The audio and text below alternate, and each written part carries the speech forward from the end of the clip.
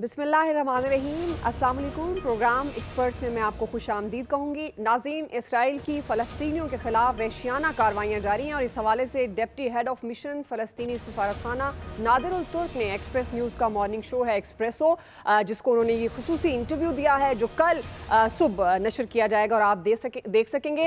नाज़रीन, उन्होंने पाकिस्तानियों के जो फ़लस्तीनियों का अहम पैगाम है वो भी दिया है। वो पैगाम क्या है, आइए पहले हम आपको वो दिखाएँ। नाज़रीन, आपने सुना फ़लस्तीनी सफ़ीर को जो ये बता रहे थे कि कैसे फ़लस्तीनियों पर मज़ालिम ढाए जा रहे हैं। इसराइल की वहशियाना बमबारी से लगता है कि इसराइल हालिया लड़ाई को वजह बनाकर फ़लस्तीन को सफ़ह हस्ती से मिटाने की कोशिश में है।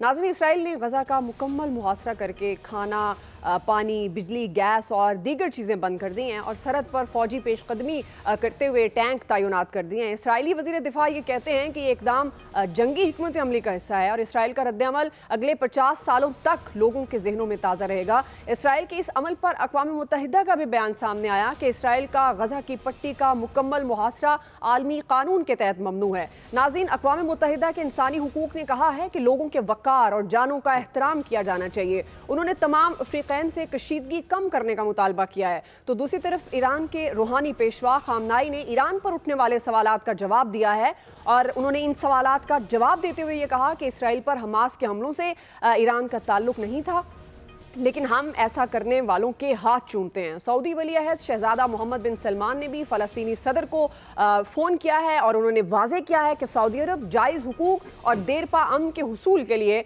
फ़लस्तीनियों के साथ है। नाज़रीन, आलमी बरादरी ज़ुबानी तौर पर फ़लस्तीनियों के साथ इज़हार यकजहती तो कर रही है, लेकिन ये एक ऐसा वक्त है जब इसराइल फ़लस्तीन को सफ़ह हस्ती से मिटाने के दर पर है।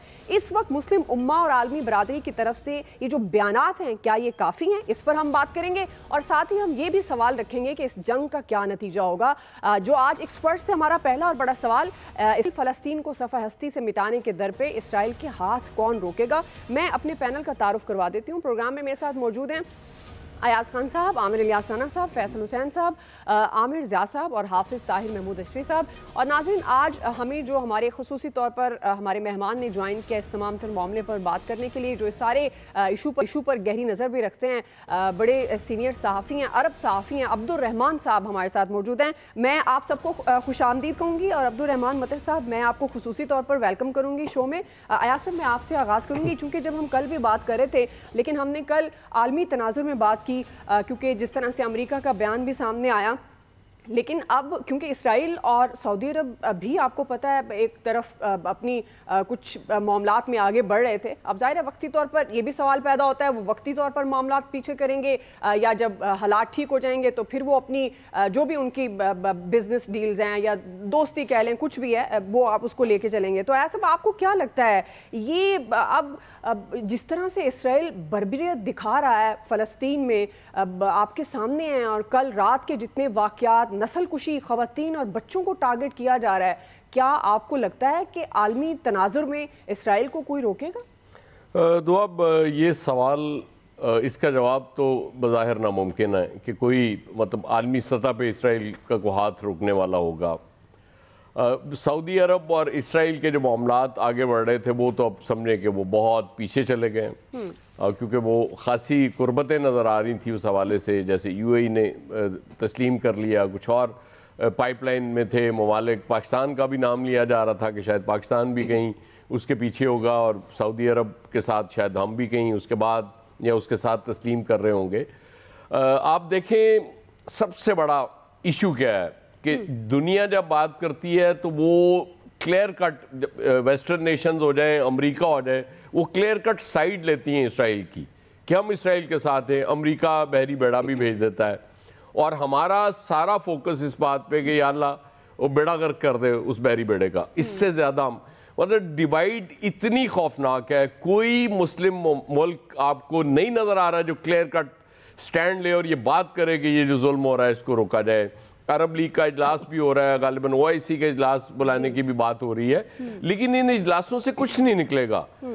वजह यह है कि आपने जब तक इसको मेक श्योर नहीं किया कि जो फ़लस्तीनियों के हकूक़ हैं, असल में वो आज एक बड़ी अच्छी एक दोस्त ने ट्वीट किया हुआ था कि इंसानी हकूक़ की सबसे बड़ी खिलाफ वर्जी इटसेल्फ इसराइल का वजूद है, लेकिन वो जो नेशन सबसे ज़्यादा شور کر رہی ہوتی ہیں انسانی حقوق کے حوالے سے وہ اس طرف بات نہیں کریں گی کہ نسل کشی ہو رہی ہے اور فلسطینی بچوں خواتین سمیت سب کو شہید کیا جا رہا ہے، ان کو ٹارگٹ کیا جا رہا ہے۔ اقوام متحدہ نے بھی ایک بیان دے دیا اس سے زیادہ کہ جی وہ ناکہ بندی نہیں ہو سکتی، یہ ممنوع ہے، اس سے زیادہ کچھ نہیں ہوگا۔ کشمیر اور فلسطین دو ایسے معاملات ہیں جن پہ قراردادیں موجود ہیں اقوام متحدہ کی، لیکن اس کے باوجود چونکہ طاقتور ان کے ساتھ ہیں اس لیے کوئی فرق نہیں پڑتا۔ یہ ہاتھ صرف ایک صورت میں روکا جا سکتا ہے جب اسلامک امہ میں یونٹی ہو جائے، یہ لوگ سب مل کے یہ طے کر لیں کہ ہمارے فلسطینی بھائی ہیں، ان پہ ظلم ہو رہا ہے اور ہم نے ان کا ساتھ دینا ہے، اس کے بعد دیکھیے گا اب چیزیں چینج ہو جائیں گی۔ لیکن سب کے چونکہ اپنے اپنے مفادات ہیں، وہ مفادات سے باہر نہیں آ رہے، اس لیے مجھے نہیں لگتا کہ اسرائیل کا کوئی ہاتھ روک سکے گا۔ اور یہ جو حماس نے کیا ہے، انہوں نے تو ظاہر ہے ان کی ٹینکوں کو نشانہ بنایا، ان کے فوجیوں کو نشانہ بنایا، لیکن بدلے میں جو ہو رہا ہے وہ صرف معصوم شہری ہیں، نہتے شہری ہیں جن کے پاس کچھ نہیں ہے، ان کو شہید کیا جا رہا ہے، زخمی اتنے زیادہ ہیں، ہر چیز بند کر دی گئی، کوئی راشن نہیں مل رہا اور دنیا بالکل خاموش ہے، آرام سے ہے، یا وہ اسرائیل کا ساتھ دے رہی ہے کہ جی اسرائیل پہ حملہ ہو گیا، بڑا ظلم ہو گیا، اس سے زیادہ کچھ نہیں ہو۔ بالکل آپ نے یہ صحیح پوائنٹ ریز کیا ہے آیا صاحب، جو وقت ہے کیونکہ یہ بیانات سے بڑھ کر کچھ کرنے کا ہے۔ ہمارے ساتھ جرنلسٹ موجود ہیں عبدالرحمان مطر صاحب، جس طرح میں نے ان کا انٹروڈکشن بھی کروایا، تو عبدالرحمان صاحب ظاہر ہے یہ کانفلکٹ تو بہت پرانا ہے اور حماس اس سے پہلے بھی اسرائیل کے ساتھ کئی ایسے موقع آئے کہ وہ جنگ کرتا آیا، لیکن جو یہ حملہ اسرائیل کے لیے یقیناً بڑا حیران کن بھی تھا، جس طرح پوری پلاننگ منصوبہ بندی کے ساتھ حماس نے کیا، لیکن اب جو اسرائیل کا رد عمل ہے اور جس طرح سے وہ معصوم بچوں کو خواتین کو نشانہ بنا رہا ہے، عبدالرحمان صاحب کیا یہ اسرائیل فلسطین کو ایز اے اسٹیٹ مکمل ختم کرنے کی کوشش کر رہا ہے؟ کوئی بات نہیں، let's be finish, no problem. سب سے پہلے میں آپ کے انٹروڈکشن کے بارے میں آپ کو شکریہ ادا کرنا چاہیے اور سارے پینلسٹ کو، بالخصوص ایاز صاحب کا جو ان کے کمنٹس کا، اور میں ایک چیز بھی یاد کرنا چاہتا ہے، آپ کے سامنے 75 سال سے ظلم ہو رہا ہے، فلسطینی عوام غزہ میں ریفیوجیز کیمپ کے اندر پچھلے 75 سال سے 1948 سے ہیں، ان کے پاس اور آپشنز کیا ہیں؟ 75 سال قید کے اندر ہیں، ریفیوجیز کیمپ کے اندر ہیں، اور یونائٹڈ نیشنز سیکیورٹی کونسل کی طرف سے 82 قرارداد پیش ہوا، ایک امپلیمنٹ نہیں ہوا، اور ساری دنیا کے سامنے ہے 1000 جوان حماس والوں کا، فریڈم فائٹرز، انہوں نے اسرائیل آرمی جو انڈیفیٹڈ والا آرمی ہمیشہ ہمیں بتایا، ان کی امیج کو ڈسٹروائے کیا گیا، اتنا بہادری کے ساتھ انہوں نے یہ کام کیا، اور جو اب بھی تک ہو رہا ہے by the way since the last 4 days، 4 دن سے یہ ہو رہا ہے یہ کام، اور ایک بزدل رپلائی آ رہا ہے، جہاز امریکن جہاز، فرنچ جیٹ اور رشن میزائل، اور وہ وطن کے ساتھ رہائشی علاقہ کے اوپر گرا رہا ہے، اور اس کی نتیجہ کیا؟ خواتین اور بچہ مر رہا ہے، بیچارہ شہید ہو رہا ہے، یہ دنیا کے سامنے ہو رہا ہے، اور جیسا یاز صاحب نے بتایا ریاکشن کیا آ رہا ہے، اسرائیل کو مزید سپورٹ کر رہا، امریکہ اپنا بحری جہاز موو کر رہا to the waters of Israel. اس کا کیا مطلب ہے؟ اس کا مطلب یہ ہے اگر اس وقت کسی نے موو نہیں کیا گیا، تاریخ لکھے گا، نمبر 1، نمبر 2، لیٹس فنش، ہمیں ختم کرے۔ 23 لاکھ عوام غزہ کے اندر ہیں، 362 اسکوائر کلومیٹر ہے، let them finish all of this, no problem. تاریخ لکھے گا، اور تاریخ لکھے گا ہوا کیا ہے اور اس کا ریاکشن کیا ہے، اور عرب دنیا اور مسلم امہ سویا ہوا، نو پرابلم۔ عبدالرحمان صاحب، as you know and you are right, آپ بالکل صحیح کہہ رہے ہیں، اتنے سالوں سے جو سب کچھ ہوتا آیا اس کو فراموش کرتے گئے، اور اب حماس اٹھ کھڑا ہوا، اور جیسے میں نے پہلے بھی کہا کہ اسرائیل یہ توقع نہیں کر رہا تھا۔ میرا ایک سوال ہے آپ سے، آپ کو لگتا ہے کیونکہ اب جس طرح اسرائیل آپ جانتے ہیں کہ ان کا جو ڈیفنس سسٹم ہے از ویری اسٹرانگ، آپ کے خیال میں حماس طویل جنگ کے لیے تیار ہے جو کہ اسرائیل اب چاہ رہا ہے؟ इसी तरह हमास लोग इसी तरह दावा कर रहा है और आज भी उनके ये बयानात है, हमने तवील अरसे के लिए लड़ाई करना और हम तैयार है और हम मजबूत है और हम अपने जवान को बहुत बड़ा ट्रेन किया गया और जितना हमारा पास रिसोर्सेज हमने इकट्ठा किया गया और हमने अपने इंडिजिनस तरीके से अपने असलहा वगैरह को बनाया, इट्स ओके, नो प्रॉब्लम। लेकिन हकीकत ये है उन्होंने वो वाला इमेज है जो अरब दुनिया में है और जो अरब के जहन में है और जो मुस्लिम के जहन में है। इजराइल बहुत बड़ा आर्मी, बहुत बड़ा स्ट्रॉन्ग आर्मी, उन्होंने मिलिट्री लेवल पे उसको शिकस्त दिया गया और उनको इंटेलिजेंस लेवल पे उसको शिकस्त किया गया। इजराइल के पास लेटेस्ट इक्विपमेंट है, 200 वॉरहेड, न्यूक्लियर वॉरहेड इनके पास है, जदीद तरीन अमेरिकन F-35 और बतनी मिराज फ्रेंच वाला और बतनी रशियन का मिसाइल है। सबको उन्होंने सारा इमेज इजराइल आर्मी का जो इमेज है अनडिफीटेड आर्मी, जो अरब दुनिया से डर रहा है इनसे, जो अरब आर्मीज इनके सामने 4 जंग हार गया, फलस्तीनी 1000 बहादुर जवान ने उसको डैमेज किया गया।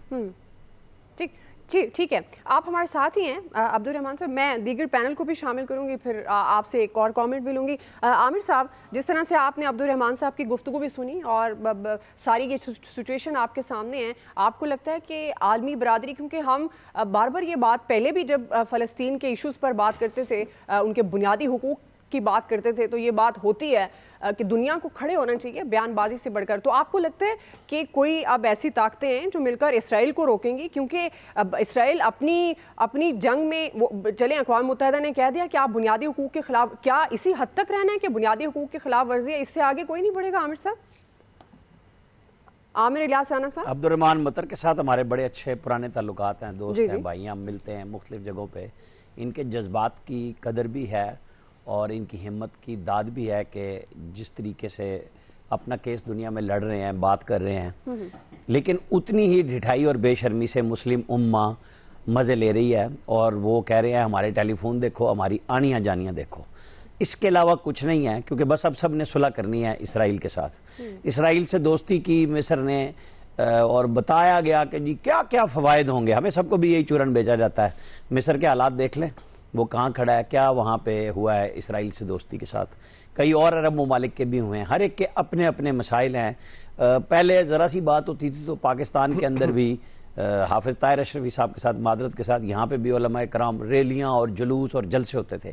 आपको नज़र आ रहा है कि कहीं पे कुछ भी इस किस्म का अब सिर्फ बयानबाजी रह गई है और कुछ नहीं रहा, कि दुनिया अपने अपने मसाइल में इस बुरी तरह गिर गई है और फंस गई है कि निकल नहीं रहा रास्ता।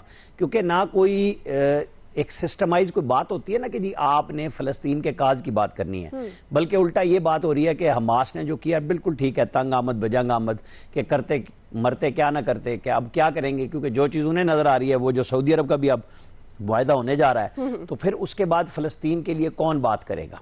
मतलब अरब ने शुरू की, पाकिस्तान से मदद मांगी, पाकिस्तान ने हर तरह की मदद भी की, हर दफ़ा दामे दर में सुख ने किया, लेकिन अब जिनकी बुनियादी लड़ाई थी वही छोड़ गए। मकबूजा कश्मीर पे देख लें आप, हमारे साथ, हम खुद अपने साथ नहीं खड़े थे, दुनिया तो हमारे साथ क्या खड़ी होती, सबने बयानात दिए और वो मुआसरा हुआ और टाइम टाइम फिश हुआ। अल्लाह करे कि जो हमारी बहनें वहाँ, भाई, बच्चे महफूज नहीं हो रहे, उनके लिए कोई रास्ता बन जाए। शहीद तो हो ही रहे हैं, जहाद की राह में वो निकले हैं, लेकिन बहुत ही कसम पुरसी का आलम है ये कि वो, अगर हम एक तरफ उनको कहें कि आपने फ़लस्तीनियों को मरवा दिया ये काम करके, तो भाई वो तो पहले भी मरे हुए हैं, उनके पास तो इसराइल की मर्जी के बगैर तो कुछ इंटरनेट भी नहीं, खाना पीना, वो पहले कहते जी बंद कर दिया, भाई पहले आपकी मर्जी से ही आ रहा है, वहां पे सब कुछ तो घिरा गिराया है। चूंकि कोई आलमी बरादरी चू नहीं करती इन मसाइल पे। आप देख लें कि यूएन की सलामती कौंसिल में, ठीक है, रशिया और चाइना ने कुछ चीज़ों पे ब्रेक लगाई हुई है और वो करारदाद नहीं पास हो रही, लेकिन क्या अमेरिका ने किसी करारदाद का इंतजार किया? उन्होंने जंगी बरदार अपने सारे बहरी बेड़े भी भेज दिए हैं, तैयारे पहुंच गए हैं, सब कुछ हो रहा है, पूरी दुनिया मदद कर रही है। बस फिर तो हमारे पास तो यही है कि अल्लाह कादिर मुतलिक तू ही है, तूने अबाबील भी भेजे थे और हमारे लोगों के लिए तू मदद फरमा, हमारे पास तो इसके अलावा कुछ भी नहीं है। यही ईमान है और यही हम तकादा करेंगे। बिल्कुल जी, बिल्कुल। लेकिन अब ये ईमान हमारा है, अल्लाह ने मदद करनी होती है और वही करता है, लेकिन आपके एक्शंस भी जाहिर करते हैं ना, नीयतों का हाल भी अल्लाह ही जानता है। फिर आपकी नीयत, एक्शन उस तरफ जा रहे हैं तो फिर अल्लाह की मदद भी शामिल हो जाती है। एक ब्रेक लेते हैं नाज़रीन, ब्रेक से देंगे इसी तमाम तरह मामले पर बात करेंगे। साथ ही ज़ाहिर है अब्दुल रहमान साहब हमारे साथ हैं, तो हम उनसे एक ये सवाल भी करेंगे कि जंग ग्लोबल कॉन्फ्लिक्ट की भी वजह बन सकती है, ऐसा क्या वो देख रहे हैं? हमारे साथ हैं। वेलकम बैक नाज़रीन। हम बात करें इसराइल की फ़लस्तीनियों के ख़िलाफ़ जो इस वक्त वहशियाना कार्रवाइयाँ जारी हैं, क्या बयानबाजी से बात आगे बढ़ेगी? क्या वाकई फ़लस्तीनियों के लिए, मासूम बच्चों के लिए, मासूम ख़वातीन के लिए कोई एक्शन भी होता नज़र आएगा, या कोई इसराइल को भी रोकने वाली ताकत है जो उसको रोकेगी, या जो अक़वाम मुत्तहिदा के अकॉर्डिंग जो बुनियादी इंसानी हुकूक है उसके हवाले से भी कोई बात करता हुआ नज़र आएगा या नहीं? फैसल साहब, मैं आपकी तरफ आऊँगी यही बुनियादी सवाल। अब ये जो फ़लस्तीनियों के ख़िलाफ़ इसराइल दहशत गर्दी कर रहा है, क्या इसराइल को रोकने वाला कोई है? और आपको लगता है कि जैसे अमेरिका ने भी एक तरह से खुलकर इसराइल की हिमायत का ऐलान कर दिया है, दीगर ब्लॉक्स भी आपके सामने हैं, आपको लगता है कि ये वॉर ग्लोबल कॉन्फ्लिक्ट की भी वजह बन सकती है? फैसल साहब, देखिए, जहाँ तक ये मुस्लिम उम्मा की बात है तो ये उम्मा तो सिर्फ दुनिया में पाकिस्तान का मसला रह गया है, और वो भी सिर्फ बातों की हद तक। अमली तौर पे तो हम भी कुछ करने की पोजीशन में नहीं है, करना भी चाहें तो हमारी कोई हैसियत नहीं है। बाकी अरब ममालिक के अपने मफादात हैं, उन्होंने भी जो अपना दीगर मगरबी क़ुव्वतें हैं उनकी पॉलिसी को फॉलो करना शुरू कर दिया कि अपने मफादात को जो है वो सबसे ज़्यादा जो है वो अजीज़ रखो। लेकिन इस जंग की जो सबसे ख़ास बात है, ये जो फ़लस्तीनी है इनके पास खोने के लिए क्या चीज़ है एक जान के अलावा? एक जान तो है ना, वो अपनी जान उसको जो है वो खोने के लिए तैयार है। अब उनका आप क्या बिगाड़ सकते हैं?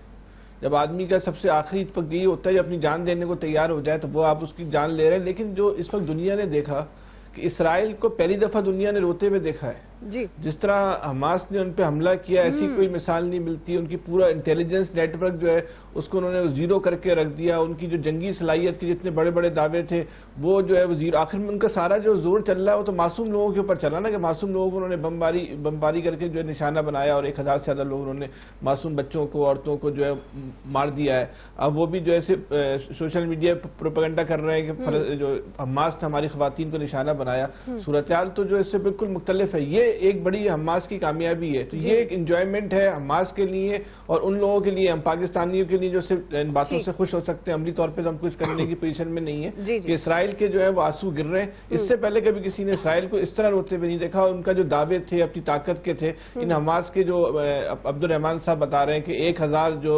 जंगजू हैं उन्होंने जीरो कर दिया। ये बहरहाल एक बहुत बड़ी अचीवमेंट है। जी, हाफिज ताहिर साहब हमारे साथ हैं आप? जी चलें, आमिर ज़िया साहब, क्या नतीजा क्या निकलेगा इस जंग का? देखिए, एक तो बिल्कुल जो जिस तरह मुझसे पहले के शुरुका ने बात की कि बहुत ही तशवीशनाक सूरत हाल है, और एक बहुत बड़ा इंसानी अलमिया जो है वो आपके सामने कहते हैं ना अनफोल्ड हो रहा है।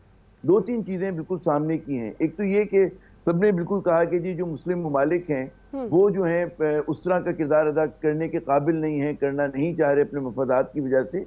लेकिन इसमें एक और चीज़ है कि मुस्लिम हुक्मरान और अवाम के दरमियान जो आपको खलीज नज़र आ रही है कि जहाँ जहाँ मुस्लिम ममालिक हैं, जहाँ जहाँ मुसलमान हैं, चाहे वो मगरिब में बसते हों, चाहे मशरक़ में बसते हों या मशरक़ बईद में बसते हों, कहीं पर भी दुनिया भर के जो आम वो हैं मुसलमान हैं, उनके दिल जो है वो फ़लस्तीन के अवाम के साथ हैं और वो बहुत ज़्यादा दुखी हैं। हुक्मरानों की बात ज़ाहिर है कि हुक्मरानों की तो बेबसी है, दूसरे बहुत सारे हुक्मरान जो हैं वो मगरिब के रहमो करम पर हैं।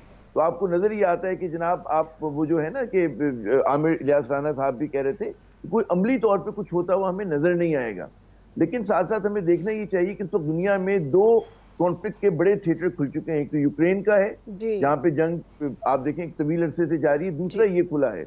अब वहाँ पे एक कॉमन चीज़ ये कि जो लोग यूक्रेन के हामी हैं वो यहाँ पर इसराइल के भी हामी हैं, और उनके कौलो फेल का तदाद यानी कि मगरिब के फेल का तदाद जो अमेरिका लेड मगरिब के फेल का कौलो फेल का तदाद आपको नजर आता है कि वहां पर वो कहते हैं कि जी दूसरे मुल्क पे हमला करना, कोलोनाइज करना जो गलत है, और यहाँ पर वो एक कॉलोनियल ताकत के साथ खड़े हैं जिसका नाम इसराइल है जी। अच्छा, बात आपने जो आपका सवाल जो आपने फैसल साहब से किया था बड़ा पर्टिनेंट है। क्या ये कॉन्फ्लिक्ट वाइडर हो सकता है, फैल सकता है? मुझे खदशा है। उसकी वजह ये कि अगर आप तसव्वुर करें कि दुश्मन का दुश्मन दोस्त होता है, तो क्या ये इम्कान है कि यूक्रेन में जहाँ पे उलझा हुआ है रूस, तो क्या रूस की तरफ से ये सिर्फ स्पेकुलेशन है कि क्या इस तरह की कोई चीज होगी? या जब हमास ने पूरी मंसूबाबंदी की तो ये कहते हैं ना कि शेक्सपियर का फ्रेज है जी मेथड टू मैडनेस, तो क्या देयर इज सम मेथड, यानी कि उनको इस बात की यकीन दहानी है कि सप्लाई लाइन उनकी जारी रहेगी اور وہ اس لڑائی کو, اس کانفلکٹ کو طویل کھینچ سکتے ہیں. اگر کھینچ لیتے ہیں تو اس کا اثرات جو ہے وہ پوری بین الاقوامی منڈیوں پہ پڑیں گے. یوکرین کی وار کی وجہ سے آپ نے دیکھا کہ اجناس کی قیمتوں میں اضافہ ہوا. مشرق وسطیٰ میں اگر یہ کانفلکٹ پھیلتا ہے اور یہ زیادہ سے چلتا ہے اور اس چیز کا پوٹینشیل ہے کہ کہیں یہ اور طاقتوں کو, ریجنل طاقتوں کو اپنے اندر ضم نہ کر لے, تو پھر اس کا خطرہ بڑھ جاتا ہے. پھر آپ دیکھیے گا کہ تیل کی پرائسز میں اضافہ ہوگا, باقی مسائل ملکوں کے لیے بڑا مسئلہ ہوگا. تو خدشات بے تحاشا ہیں اور یہ انفولڈ کر سکتے ہیں. لیکن اگر حماس تنہا ہے اور اس نے صرف مطلب ہے 4 دن, ہفتے 10 دن کی پلاننگ کی ہے, تب تو وہ سارا جو نزلہ ہے وہ بے گناہ نہتے مظلوم جو فلسطینی ہمارے بھائی بہن ہیں, بچیاں ہیں, بچے ہیں, ان پر گرے گا اور ان کا اسرائیل کو اور ظالم کا ہاتھ روکنے والا کوئی نہیں. حافظ طاہر صاحب ہمارے ساتھ موجود ہیں اور آپ ٹرکی سے ہمیں جوائن کیا. حافظ طاہر صاحب, ظاہر ہے رجب طیب اردوان صاحب نے جس طرح سے بلنٹلی ایک فلسطین کے ساتھ کھڑے ہونے کا ان کا بیان بھی سامنے آیا, تو حافظ طاہر صاحب بار بار ہم ایک ہی بات کر رہے ہیں, مسلم امہ بیان بازی سے آگے کب بڑھے گی؟ تو اگر یہ گلوبل کانفلکٹ کی یہ وار شکل اختیار کر جاتا ہے تو آپ کے خیال میں کیا کیا خدشات ہیں جو جنم لے سکتے ہیں حافظ طاہر صاحب؟ بسم اللہ الرحمن الرحیم نحمدہ ونصلی ونسلم علی رسولہ الکریم. دیکھیے, گزارش یہ ہے کہ اس وقت تو دو جو ہے فریق ہیں, ایک اسرائیل اور ایک فلسطین. روس اور مسلم دنیا کے جو بڑے ممالک ہیں, پہلی بار ہم دیکھ رہے ہیں کہ ان سب کا موقف ایک ہے اور وہ سب کہہ رہے ہیں کہ اس صورتحال سے نکلنے کا راستہ واحد یہی ہے کہ ایک آزاد خود مختار فلسطینی ریاست کا قیام, اس کے بغیر یہ معاملہ حل نہیں ہوگا. اور کل رات سعودی عرب کے ولی عہد امیر محمد بن سلمان نے مصر کے صدر اور اردن کے صدر, اردن کے کنگ اور فلسطین کے صدر سے جو بات چیت کی, اور اس کے بعد فوری طور پہ انہوں نے اسلامی تعاون تنظیم کا وزراء خارجہ کا اجلاس بھی جو ہے وہ بلایا ہے. تو یہ ایک ماحول تو اس وقت فلسطینیوں کی تائید و حمایت میں پوری دنیا میں موجود ہے, جو امن پسند ہیں یا امن سے محبت کرنے والے ہیں ان کے لیے. دوسری طرف اسرائیل ہے, اس کی پشت پناہی امریکہ بھی کر رہا ہے, یورپ کے کچھ ممالک بھی کر رہے ہیں. جی, تو تاثر بڑا واضح ہے اس وقت. اور مسلم دنیا میں یہ میں پہلی بار دیکھ رہا ہوں کہ سارے مسلم لیڈر اس بات پر متفق ہیں کہ ایک آزاد خود مختار فلسطینی ریاست کے قیام کے بغیر یہ معاملہ حل نہیں ہوگا. اللہ کرے کہ اب اس میں کوئی عملی جائے, یہی نتیجہ نکل آئے تو بہترین ہے. عبد الرحمان صاحب, میں ایک سوال, جس طرح باقی پینلسٹ سے بھی میں نے بات کی کہ کیا آپ کو بھی یہ تاثر ملتا ہے کہ گلوبل کانفلکٹ میں چلی جائے گی اور پھر کیا خدشات جنم لیں گے اور نتیجہ کیا نکلے گا؟ ساتھ ہی آیا صاحب, آپ بریک میں کہہ رہے تھے کہ آپ بھی کوئی سوال کرنا چاہتے ہیں تو ان کے سامنے رکھ دیں تاکہ کوئکلی وہ اس کا جواب دیں. ایک تو میں شکریہ ادا کروں گا عبد الرحمان مطر صاحب کا کہ وہ ہمیں ٹائم دیا انہوں نے. دوسرا میں یہ پوچھوں گا کہ کیا کوئی ایسے اسٹیرائڈز ہیں جو مسلم حکمرانوں کو لگائے جائیں اور وہ پھر کسی ایک پوائنٹ پہ جا کے اکٹھے ہو جائیں اور اس کانفلکٹ کو اپنا سمجھیں کہ یہ فلسطین پہ حملہ نہیں ہے, ہمارے اوپر حملہ ہوا ہے؟ کیا ایسی کو پاسبلٹی دیکھتے ہیں آپ؟ جی عبد الرحمان صاحب, یہ جو ہو رہا ہے یہ تو سب کے لیے سبق ہے, سب کو انڈرسٹینڈ اور سمجھ ہونا چاہیے بھائی اس کا ایشو کیا ہے. فلسطین مقدس زمین ہے اور بیت المقدس ہمارا قبلہ اول ہے. اگر ہم اس لیے اکٹھا نہیں ہو سکتا یا صاحب, تو then what is the benefit? How can we say that we are Muslim? ہم کیسے دعویٰ کریں ہم مسلمان ہیں؟ ہمارا اندر ہے as a Muslims ہے اور as an Arab ہمارا اندر ہے elements ہے to united, لیکن ہم نہیں کر رہا ہے. I don't know why. Anyway, جو پہلا سوال کے جواب یہ ہیں, ایک ہمارا سامنے ایک فیکٹس ہو رہا ہے. امریکہ اپنا بحری جہاز بھیج دیا اور آج رات کو پاکستان ٹائم کے مطابق پہنچ جائے گا. اسرائیل والا بالکل ووٹر میں ہے, so called Israel, of course it is Palestine. اچھا, امریکہ نے پلیج کیا گیا $8 billion for Israel only for this conflict. کیا بتا اس کے نتیجے یہ ہیں مشرق وسطیٰ مڈل ایسٹ کا نقشہ بدل ہو جائے. یہ جو ہمارا سامنا جو مشرق وسطیٰ کا جو نقشہ ہے یہ تو 1916 میں سائکس پیکو ایگریمنٹ میں بنایا گیا. اس سے پہلے ایسا کوئی نہیں ہے. عراق, شام, اردن, فلسطین, سعودی عربیہ, قطر, دبئی پہلا نہیں تھا. یہ تو سب 1916 اور اس کے بعد 1923 میں जब इम्प्लीमेंट शुरू हो गया, इसके बाद हमें पता चला भाई इस दुनिया में ऐसा इराक, शाम, उर्दन। मेरा ख्याल इस वक्त जब अमेरिका ने इतना बड़ा ब्लिच किया गया और अपना बहरी जहाज, मेरा नहीं ख्याल ये सिर्फ लोकल कॉन्फ्लिक्ट के हद तक रहेगा, ये मेरा ख्याल मिडिल ईस्ट का नक्शा बदल हो जाएगा। सही, आप समझते हैं कि मिडिल ईस्ट का नक्शा बदल सकता है। और आपने बड़ी अच्छी बात की अब्दुर्रहमान साहब, अगर हम अपने किबले के लिए, हमारे लिए एक मुकद्दस जगह, उसके लिए मुसलमान इकट्ठे नहीं हो सकते, फिर तो ये सवाल है कि आप मुसलमान भी हैं। अब्दुर्रहमान साहब, आपके वक्त के लिए शुक्रिया। दीगर पैनल साथी मौजूद हैं। नाज़रीन, एक ब्रेक लेते हैं जी, ब्रेक से हम वापस आएंगे। हम आगे चलकर बात करेंगे नवाज शरीफ के हवाले से। इसहाक डार साहब ने जी एक नया दावा कर दिया है कि उनकी गिरफ्तारी का कोई चांस नहीं है। नवाज शरीफ को जेल ना जाने की यकीन दहानी किसने कराई है, इस तमाम तर मामले पर बात होती है ब्रेक के बाद। नाज़रीन, इसहाक डार साहब को आप सुन रहे थे, पूरा शेड्यूल वो बता रहे थे कि नवाज शरीफ साहब किस तरह से कब सऊदी अरब पहुंचेंगे और कब वापस आएंगे। साथ ही उन्होंने ये भी कह दिया है कि गिरफ्तारी का कोई चांस नहीं है, क्योंकि जैसे जैसे उनकी वापसी का वक्त करीब आ रहा है मियां नवाज शरीफ साहब की, तो इनकी तैयारियां भी नून लीग की ज़ाहिर है बढ़ रही हैं, अवामी राब्ता मुहिम भी जारी है, बहुत सारे दावे भी सामने आ रहे हैं। मरीम नवाज़ कहती हैं कि नवाज शरीफ मुल्क की तरक्की का आजमूदा ब्रांड है, उनकी कारकर्दगी को ना हराया जा सकता है, झूठे इल्ज़ाम लगाकर मैदान से ही निकाल दिया। उन्होंने साथ ये भी कहा कि नवाज शरीफ 6 साल बाद कौम को पूरा सच बताएगा। तो सारे जो प्रोपेगंडे हैं, जो झूठे बयानी हैं, वो दफन हो जाएंगे जब वो सच बताएंगे। इसहाक डार साहब को आपने सुन लिया, वो कह रहे थे कि गिरफ्तारी का कोई चांस नहीं है। वो वापस आकर मीनार पाकिस्तान पर एक इवेंट यानी जलसे से खिताब भी करेंगे। इसहाक डार साहब ने एक बार फिर इंतकाम नहीं, मुआशी तरक्की के बयानी को दोहराते हुए नवाज शरीफ के खिलाफ मुबैना साजिश का भी उन्होंने जिक्र किया।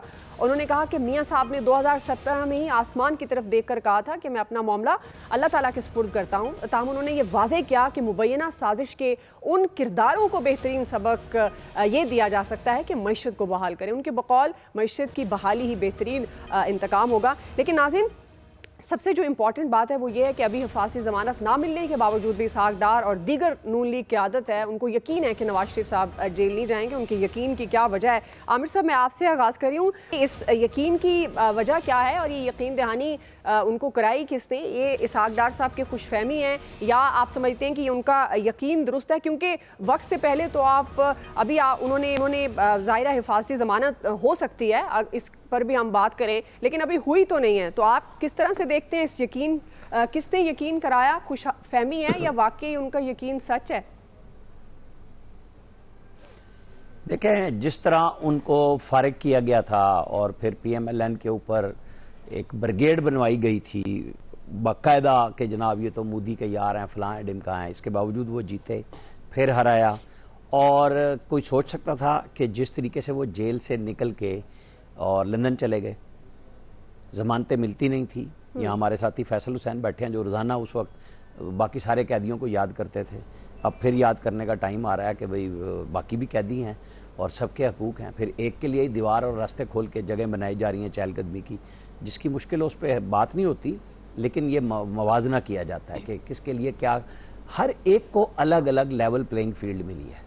किसी को जजेस बैठ के इंतज़ार करते रहे खान साहब के लिए कि जी कब तशरीफ़ लाएंगे, कब उनको कितने मुकदमों में ज़मानत देनी है।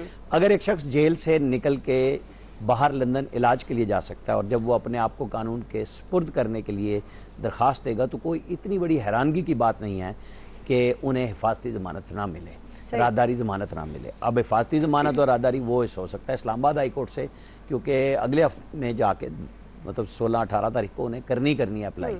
वो लाहौर हाई कोर्ट में भी कर सकते हैं, इस्लामाबाद हाई कोर्ट में भी कर सकते हैं। और बहुत सारा ख्याल ये है कि वो इस्लामाबाद आके अदालत में पेश हो के और फिर लाहौर पहुंच जाएंगे। ये अभी मुख्तलिफ चीज़ें हैं, क्योंकि उनकी लीगल टीम के आज़म नज़ीर तारड़ से भी मेरी बात हुई, इरफान सिद्दीकी साहब अभी लेटेस्ट मिल के आए हैं, उनसे भी बात हुई है। तो ये मुख्तलिफ चीज़ें हैं जिनके ऊपर वो कर रहे हैं। और आज एक बड़ा काम ये हुआ, जाहिर है कि जो लाहौर में जलसे मनसूख किए, मेरे 2-3 लोगों से बात हुई जो मेज़बान थे उनसे, उन्होंने कहा कि सैफ खोखर का बहुत बड़ा जलसा था और वो बहुत अच्छा हुआ और उस पर बहुत पैसे लगते हैं ज़ाहिर है इस तरह के इंतजामात पे।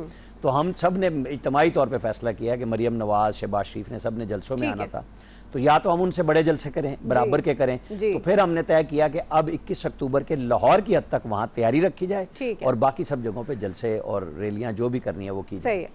फैसल साहब तैयारियां तो वो कर रही है। बिलावल भुट्टो ने तो बड़े तहफ़्फ़ुज़ात का इजहार कर दिया। ज़ाहिर है टाइम कम है, साहब को चाहिए टाइम कम है, लेकिन आपके ख्याल में वाकई हैरान नहीं होना चाहिए? نارمل بات کرتے ہیں. نہیں میں صرف ایک بات کہتا ہوں, پہلے عامر صاحب کو چاہیے یہ طے کر لیں گئے کس مقصد کے لیے تھے, علاج کرانے گئے تھے یا کسی اور مقصد کے لیے. ہر پروگرام میں الگ بات کرتے ہیں. اصل میں نواز شریف صاحب کا مسئلہ پتہ ہے کیا, ہم نے ہمیشہ ایک ہی بات کہی, میں نے تو علاج کی بات نہ پہلے کی تھی نہ اب کی ہے. ہم نے کہا انہیں جیل سے نکال کے بھیجا گیا, میں نے کب کہا علاج. جی فیصل جنہوں نے بیچا ہے علاج کے لیے وہ جا کے لے آئے رزلٹ. اچھا چل رہے تھے, ہم نے تو اڑن کھٹولا بتایا تھا, آپ کی شرط بھی آپ فیصل صاحب کی سنیں. فیصل صاحب آج ٹائم تھوڑا کم ہے اس لیے کوئکلی فیصل صاحب سنائیے. نواز شریف صاحب کی اور ان کے کھلاڑیوں کی مثال جو ہے نا وہ کرکٹر امام الحق والی ہے کہ چیف سلیکٹر اور سلیکٹر کچھ بھی چاہیں, جب کھلاڑی میں دم ہی نہیں ہوگا وہ پچ پہ کھڑا ہی نہیں ہو سکتا, میدان میں کچھ کر ہی نہیں سکتا. اب یہ کچھ بھی کر لیں, اب سلیکٹر کچھ بھی جتنی بھی محنت کر لیں, کھلاڑی میں بھی دم ہونا چاہیے. نواز شریف صاحب میں دم نہیں ہے. نواز صاحبہ جی میں تو نے بولا امام الحق میں دم ہے. مطلب میں پوچھنا چاہ رہی ہوں نا کہ آپ ان کے ساتھ کمپیریزن کیا. فاسٹسٹ 3000 کر گیا ون ڈے میں, آپ کہہ رہے ہیں دم ہی نہیں ہے اس میں. اچھا ابھی 4 میچوں میں دیکھ لیں کیا ہوا ہے. اصل مسئلہ یہ ہے کہ یہ جو مریم نواز صاحبہ کہہ رہی ہے نا یہ 6 سال بعد آ کے وہ پورا سچ بولیں گے. دیکھیں یہ سنجیدہ بات ہے. نواز شریف صاحب اپنے آپ کو لیڈر بولتے ہیں, اس میں کوئی شک نہیں. نواز شریف صاحب ایک بہت بڑے حلقے میں ان کی فالوئنگ ہے, اس میں بھی کوئی شک نہیں. لیکن جس لیڈر کو سچ بولنے کے لیے 6 سال انتظار کرنا پڑے, جو لیڈر اسٹیبلشمنٹ کی آخر بات میں آ کر جو ہے وہ سچ بولنے کی کوشش کرے, اس کو خود بھی اپنے آپ کو وہ لیڈر نہیں کہنا چاہیے. یہ اس قوم کی بدقسمتی, یہ سنجیدہ بات ہے کہ یہ یہاں پہ جو لیڈر ملے نا اس قوم کو, وہ سچ بھی جو ہے نا موقع محل کی مناسبت سے جا کے جو ہے نا بات کرتے ہیں. ابھی اسٹیبلشمنٹ کی سپورٹ ہے, ابھی ہم نے نا سچ بولنا ہے. ابھی اسٹیبلشمنٹ کی ہمیں سپورٹ نہیں ہے, ابھی جو ہم نے احتیاط کرنی ہے, ورنہ جو ہے نا یہ بڑا ہمارے ساتھ جو ہے نا بڑے مسائل ہو جائیں گے. یہ جس طرح جو ہے نا یہ اس قوم کے مسائل جو ہے نا اس میں یہ بھی بہت بڑا مسئلہ ہے کہ اس قوم کو جو ہے نا خالص لیڈر ہی نہیں ملے. ڈرپوک آدمی کو نا لیڈر نہیں ہونا چاہیے. میں کسی ایک فرد کی بات نہیں کر رہا, خدا نہ خواستہ نواز شریف صاحب کی کسی کی بھی, مجموعی طور پہ ہمارے ہر لیڈر کا, ہر سیاستدان کا جو ہے نا یہ اجتماعی ایشو ہے. یہ سچ بھی جو ہے نا موقع محل کے حساب سے بولتے ہیں. یہ کیا بات ہے کہ 6 سال بعد آ کے پورا سچ بولیں گے, تو 6 سال تک آپ جو بیٹھ کے بات کرتے رہے, وہ غلط بیانی کرتے رہے, وہ آپ جھوٹ بولتے رہے, اور اگر جھوٹ نہیں بول لیتے تو اپنی بات کو کیسے مان لیں گے. ابھی جو آپ بولیں گے مکمل سچ ہوگا, آپ 6 سال کے بعد مزید بول لیں گے, 12 سال کے بعد آگے. جی آپ کا پوائنٹ آ گیا, آپ کی بات درست ہے. یہ بڑے مسائل ہیں جو لیڈرز ہیں ہمارے. حافظ طاہر صاحب یہ یقین دہانی کس نے کرائی کہ نواز شریف صاحب جیل نہیں جائیں گے, اس سے پہلے سارے انتظامات ہو جائیں گے, ان کے ضمانت بھی ہو جائے گی اور ماحول اچھا ہو جائے گا ان کے لیے؟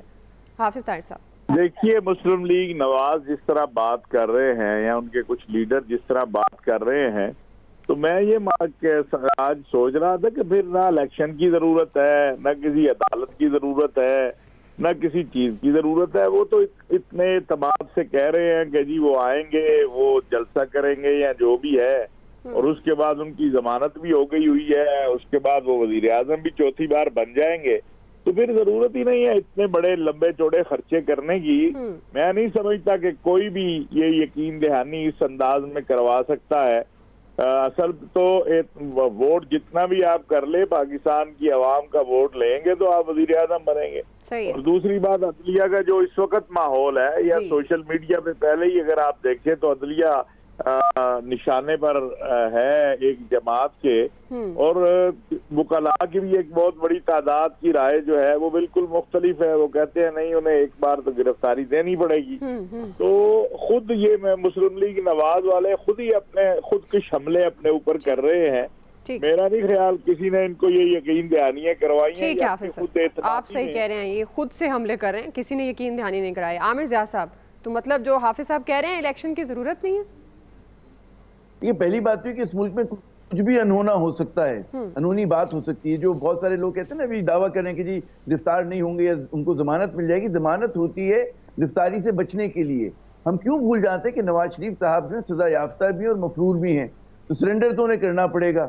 اور اس میں آپ بڑے بڑے وکلا کی رائے لے لیں, وہ یہی ہے. لیکن ظاہر ہے کہ نون لیگ کے جو وکیل ہیں یا ان کے جو ماہرین ہیں وہ آسمان سے اترے ہیں, وہ کچھ بھی کہہ سکتے ہیں. اور ماضی میں ہوا ہے ان کے ساتھ جو مطلب ہے ایک ترجیحی سلوک کیا گیا, وہ آپ کو نظر آیا کہ جس طرح سے جیل سے کا دروازہ کھلا اور وہ بیرون ملک چلے گئے. اچھا, جہاں تک بات یہ کہ جی مطلب ہے کہ اس کے بعد ہوگا کیا اور وہ آگے کیا واقعی پاکستان کی سیاست پہ چھانے کی کیپیسٹی رکھتے ہیں. میری ناقص رائے میں ہم بڑے شہروں میں بات کرتے ہیں مختلف, چاہے اسلام آباد ہو, کراچی, لاہور, تو آپ جو آج کا 35 سال سے کم عمر کا آدمی ہے نا وہ ان سے ایسوسیٹ نہیں کرتا ان سیاستدانوں سے جو 20ویں صدی میں ایک پرابلم تھے، پارٹ آف دا پرابلم تھے وہ لوگ، اور اس کی وجہ یہ ہے کہ ایک بہت بڑا ڈسکنیکٹ آ چکا ہے۔ اگر کوئی یہ سمجھے کہ ہوتا ہے نا کہ ایک میڈیسن کی ایک شیلف لائف ہوتی ہے، کسی بھی چیز کی ایک شیلف لائف ہوتی ہے، تو ان لوگوں کی، ان سیاستدانوں کی جو 40 برس سے پاکستان پہ مسلط کیے گئے اور بڑے اس طرح سے لائے گئے اور ہمیشہ ایک کنٹروورسیز کا شکار رہے، تو ان کی شیلف لائف ختم ہو سکتی ہے۔ آپ ان کو دوبارہ سے مطلب ایک جو کام نواز شریف صاحب اپنے شباب میں نہیں کر سکے، عالم جوانی میں نہیں کر سکے، وہ کیا کریں گے؟ اور اتنے وہ متنازع ہو گئے۔ عمر کے ساتھ آپ کو پتہ ہے میچورٹی زیادہ آتی ہے؟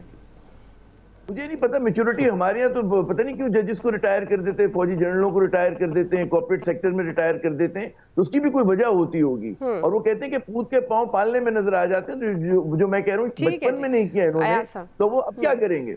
تو مجھے تو بڑا مشکل لگتا ہے یہ چیز ہونا۔ جی نواز تیری پرواز سے جلتا ہے زمانہ۔ میرے قائد جو ہے نا، میرے قائد کے پاس وہ میجیکل بینڈ ہے، جادو کی چھڑی ہے، وہ گھماتے ہیں، ہر چیز ان کے لیے کھل جاتی ہے۔ دیکھیں نا وہ جب باہر جانا تھا انہوں نے، ہم ہی یہاں بیٹھ کے پیٹ رہے تھے یار خدا کے لیے ان کو باہر بھیج دو، اتنے مفرور تو نہیں کہنا چاہیے، اتنے پلیٹلیٹس کم ہو گئے ہیں، آپ کی مہربانی ہے ان کو بھیج دو۔ ہم سب کہہ رہے تھے، مطلب وہ کوئی ایک نہیں کہہ رہا تھا، ہمیں سب کو ایسی لگتا تھا۔ پھر جو رپورٹیں پیش کی گئی اس کے بعد چلے گئے۔